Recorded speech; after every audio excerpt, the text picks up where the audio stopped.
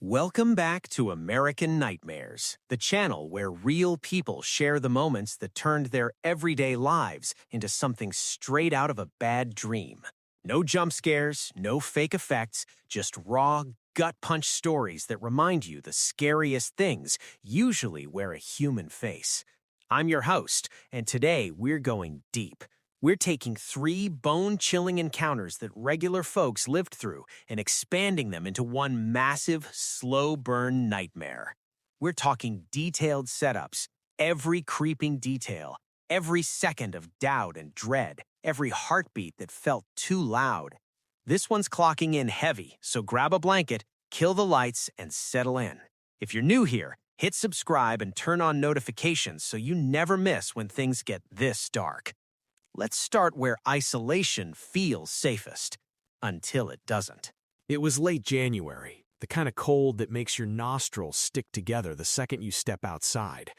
The guy, let's call him Jake for privacy, was 32, single, worked remote as a software dev, and had been feeling the walls of his apartment closing in. Burnout was real. His boss was on his ass about deadlines, his dating life was a desert, and every weekend felt like Groundhog Day. Gym, takeout, Netflix, repeat. He needed to unplug, to breathe air that didn't smell like city exhaust or his own laundry pile. So he decided on a solo winter camping trip. Nothing extreme, just a couple nights in a remote corner of a state forest about 3 hours north. He'd done shorter trips before, always with Roscoe, his 4-year-old German Shepherd mix. Roscoe was his shadow, his alarm system, his reason to get out of bed most days. Big, muscular, black and tan coat, ears that stood straight up when something felt wrong. Jake trusted that dog more than most people. He loaded the truck Thursday after work, heavy-duty winter sleeping bag rated to minus 20 degrees Fahrenheit, insulated pad, 4-season tent, propane stove backup, plenty of dehydrated meals, headlamp, first aid kit, bear spray, just in case, and his Glock 19 in a chest holster. He wasn't paranoid, but remote woods had their own rules. He kissed Roscoe on the head, scratched behind his ears, and said, "Let's get out of here, bud." The drive up was quiet. Snow had been falling steadily for days, turning the 2-lane highway into a white tunnel. By the time he turned onto the Forest Service Road, it was barely plowed, packed snow and ice, tire ruts from maybe one other vehicle weeks ago. The truck's tires crunched loud enough to feel it in his teeth. No cell service after the first 5 miles. That was the point. He parked at a small pull-off that looked like it hadn't seen a car since last season.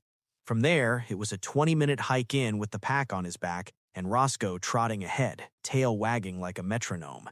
The snow was knee-deep in places, untouched except for rabbit tracks and the occasional deer print. No boot marks, no signs of humans at all. Perfect. The clearing he chose was maybe 40 yards across, ringed by towering pines and hemlocks that blocked most of the wind. He stomped down a spot for the tent, cleared snow with his boots, then staked it deep into the frozen ground. Inside, he laid the pad, rolled out the sleeping bag, arranged his gear so everything was within arm's reach. Roscoe sniffed every corner, then flopped down in the snow outside like he owned the place. Fire next.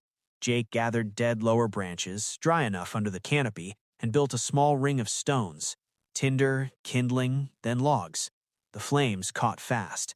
He sat on a fallen log, heated water for coffee, cooked ramen with jerky bits, and shared a few scraps with Roscoe.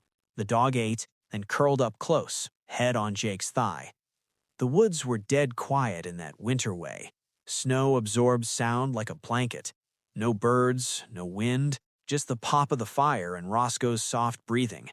He stayed up until maybe 9:30, feeding the fire, scrolling old photos on his phone. No signal, but the battery still worked, thinking about how good it felt to be nowhere. Then Roscoe's ears perked. A low growl rumbled in his chest. Jake looked up. The dog was staring into the trees on the north side of the clearing, hackles raised. Easy boy. Probably a deer. Roscoe barked once, sharp, urgent, then kept growling. Jake stood, hand drifting to the Glock. He scanned the tree line. Nothing but shadows and snow. "Hey, who's out there?" he called. His voice sounded small, swallowed instantly. Silence. Roscoe relaxed after a minute, sat back down, but his eyes stayed locked on that spot. Jake told himself it was wildlife. He banked the fire, pissed on the edges to kill any embers, then crawled into the tent, zipped the fly tight, changed into dry socks, pulled on a beanie, layered up inside the bag. Roscoe squeezed in beside him, a 90-pound furnace. Jake kept the gun in the holster right next to his hip, safety off, one in the chamber. He lay there listening to the silence press in. Sleep came in fits. Around 1 a.m., Roscoe stiffened again. Growl. Then footsteps, clear this time. Crunch. Crunch. Slow, deliberate, circling the clearing at a distance. Jake's heart slammed against his ribs. He stood up slowly, unzipped the bag just enough to move, hand on the Glock. The footsteps stopped. Roscoe's growl dropped to a vibration Jake could feel through his fur. Then they started again, closer, 20 yards, 10, right up to the tent. Jake whispered, "Jake, quiet." The dog obeyed, but his body was rigid. Whoever it was stood outside. He could hear the snow shift under weight, left foot, right foot, small adjustments like someone finding balance. No breathing he could make out, but the presence was heavy, thick, wrong. Minutes dragged. 5, 10. Jake's palm was slick on the grip. He didn't want to speak first, didn't want to give away exactly where he was inside the tent, but he couldn't take the silence anymore. "I got a gun in here," he said, low but clear. "Walk away, right now." Nothing. Then a soft chuckle, low, almost amused. "Threatening a stranger in the woods? That's not very neighborly, friend." The voice was calm, male, mid-30s maybe. Accent localish, nothing distinctive. Jake's mouth went dry. "I don't know you. I don't want trouble. Just keep walking." Another pause, then footsteps retreating, slow at first, then faster, fading into the trees. Jake didn't move for a long time. Roscoe stayed alert, ears swiveling. Eventually, Jake lay back down, but sleep was gone. He stared at the tent's ceiling, replaying the laugh, the casual tone, like the guy had all the time in the world. Dawn came gray and slow. Jake packed in under 20 minutes, tent down, gear stuffed, fire pit scattered with snow. Roscoe kept watch while he worked. They hiked out fast, truck still there, untouched. Jake drove straight home without stopping, hands shaking on the wheel the whole way. He never went back to that forest, sold most of the camping gear 6 months later. Roscoe still growls at nothing sometimes at night, and Jake wonders if the dog remembers too. The drive from Melbourne, Florida to Charleston, South Carolina was a solid 8 hours without traffic. Alex had made it in 7 and change, windows down, playlist blasting old school hip-hop and indie rock. He was 29, graphic designer, hadn't seen his college buddy Mark in almost 4 years. Mark was doing a summer internship at a law firm downtown, crashing in a friend's 3-story row house on the edge of the historic district. Alex was taking the pull-out couch downstairs, perfect view of the narrow alley, the abandoned Victorian across the street, and the glow of the city at night. They spent Friday afternoon on pickleball courts near the waterfront, sweaty, laughing, catching up like no time had passed. That evening, they grilled burgers on the tiny back patio, drank local IPAs, talked about everything and nothing. Alex slept hard, windows cracked, city sounds lulling him. Saturday, they hit the Charleston city market early. Crowds already thick, vendors hawking sweetgrass baskets, pralines, local art. They wandered out toward the docks, past horse carriages and tourists snapping photos of the water. That's when they saw him. A man, mid-40s maybe, walking alone along the sidewalk in a full wedding tuxedo. Black tails, crisp white shirt, black bow tie perfectly knotted, patent leather shoes polished to a mirror shine. Long black curly hair down past his shoulders, tan skin, no expression. He moved slow, unnaturally slow, like his body was on a different frame rate than everyone else. Hands loose at his sides, head tilted slightly forward, shambling. The market noise was loud, street musicians, kids laughing, vendors calling out, but this guy existed in his own pocket of silence. No one seemed to notice him. Tourists flowed around him without breaking stride. Alex grabbed Mark's arm. "Yo, check that dude." Mark followed his gaze. "What the hell? Is he okay?" They both felt it at the same time, something off. Not homeless, clothes too pristine, not drunk, no sway, not performing, no crowd around him, just wrong. They veered right, deeper into the city, picking up pace. The man didn't speed up, didn't look at them, just kept that same detached shuffle. Distance grew. They relaxed a little, chalked it up to Charleston weirdness. Big holiday weekend, people do strange shit. But 3 blocks later, crossing a busy intersection near King Street, Alex glanced left and froze. Same man, same suit, same slow walk, now diagonal across the street, moving parallel to them. "No way," Alex muttered. Mark saw him too. "That's impossible. We walked faster. He was behind us." They stared. The man didn't acknowledge them, just kept going, same pace, same vacant expression. They pushed it down, kept exploring, lunch at a rooftop spot, wandered Rainbow Row for photos, hit a brewery. But the image stuck, that slow, deliberate movement in a city that moved fast. Sunday, July 4th, they took the ferry to a nearby island for fireworks. Packed beach, blankets, coolers, kids with sparklers. The show was massive. Reds, blues, gold blooming over the water. Alex and Mark clinked beers, toasted to old times. For a few hours, the man in the suit felt like a weird footnote. Monday night, Alex's last night, was the Ghost Tour. They booked it weeks ago, met the group at 8 p.m. near the Battery. Guide in period costume, lantern in hand, telling stories of pirates, duels, yellow fever ghosts. Fun, cheesy, atmospheric. City was alive, restaurants spilling light, music, crowds. After the tour ended around 10:30, they walked back to the house through the main drag. Saturday night energy, people laughing, bar hoppers, horse carriages clopping by. Then the crowd shifted, a thick wave coming straight at them. In the middle of it, him. Same tuxedo, same bow tie, same long black curls, same shambling gait, moving against the flow but somehow carried along, untouched. People brushed past him, shoulders, elbows, and didn't react. No flinch, no glance, like he wasn't there. He looked directly at Alex and Mark for maybe 2 seconds, no expression change, then passed. They stopped dead, watched him disappear into a darker side street, still moving at that same eerie pace. Back at the house, Alex crashed on the couch, shut the blinds tight, tried to sleep. Around 3 a.m., he woke to a soft tap on the window.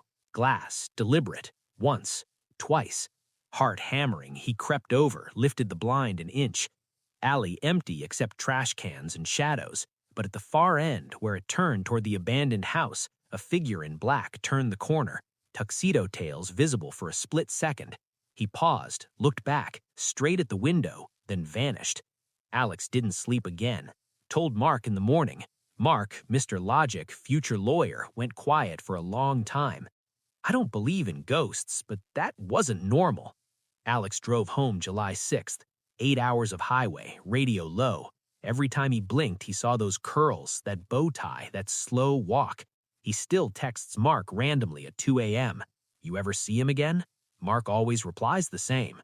"No, but I look." Taylor was 34, owned a modest 3-bedroom ranch in a quiet suburb outside Raleigh. Bought it 3 years ago after a breakup and a promotion.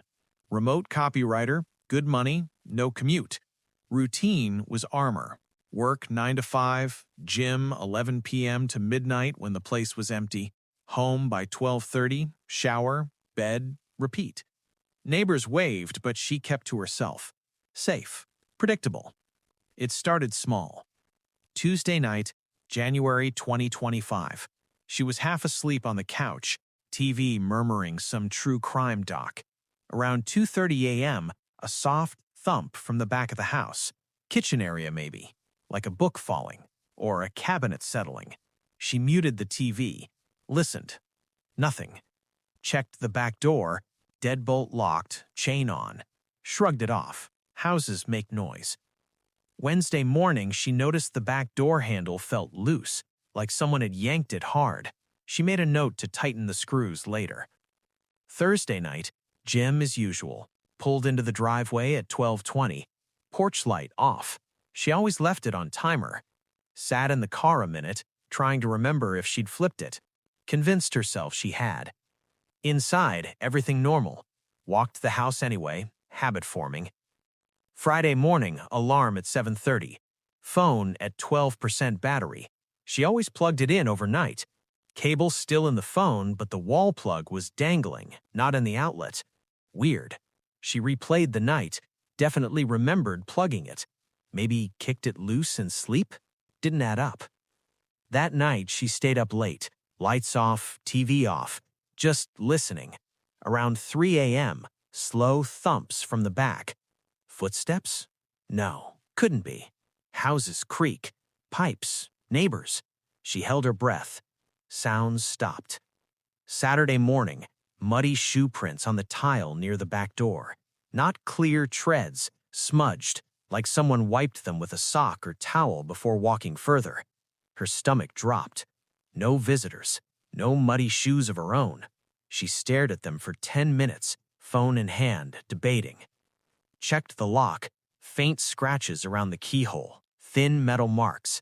Someone had worked it. She called a locksmith that afternoon, didn't mention the prints. Think the lock's failing, she said. He replaced it in 45 minutes, handed her new keys, said, "You're good, Mao." That night, she pushed a heavy kitchen chair under the handle, locked bedroom door, first time ever. Slept with her phone under the pillow. Sunday, 4 a.m., light tapping on her bedroom door. Not knocking. Fingertips testing wood, slow, patient. Tap, tap, tap, tap. She froze, eyes locked on the knob. It didn't turn. Tapping stopped after 2 minutes. Soft footsteps retreated down the hall. Morning, chair still under back door, but the deadbolt was unlocked. Handle turned smooth, no damage. Reality hit like cold water. Someone had been inside, knew how to disengage the lock from inside after entering, knew her schedule. She called police, explained everything. Prints, scratches, tapping, unlocked door. Officers came, walked the house, yard. No forced entry, they said. Suggested she might have sleepwalked the lock open. She knew better, but had no proof. That night, lights blazing, kitchen knife on the table, baseball bat by the bed. Around 2 a.m., noise from the basement. The door at the end of the kitchen hallway was cracked 2 inches. She'd closed it before bed. Dread pooled in her gut. She crept over, peeked through the gap. At the bottom of the stairs, in the dim glow from the single bulb she'd left on, a silhouette, human shape, standing still, facing up or down, she couldn't tell. She slammed the door, sprinted to her car, locked herself in, called 911, shaking so bad she could barely speak. Police arrived fast, 2 cruisers. They went in. Minutes later, they brought a man out, barefoot, dark hoodie and sweats, hair matted, eyes down. Didn't look at her once, cuffed, put in the back seat. Officers searched, found his nest behind the furnace, food wrappers, her snacks, empty water bottles, phone charger plugged into a basement outlet, pile of old insulation for a bed. He'd been living there, coming and going when she was at the gym or asleep. So lock your doors, trust that feeling in your gut, and maybe don't go camping alone. If this one got under your skin, smash the like button, drop a comment. Ever had something like this creep into your life? Share it. You're not alone. Subscribe if you're new. American Nightmares will be back next video with more stories that prove the real monsters don't need claws. Stay safe out there.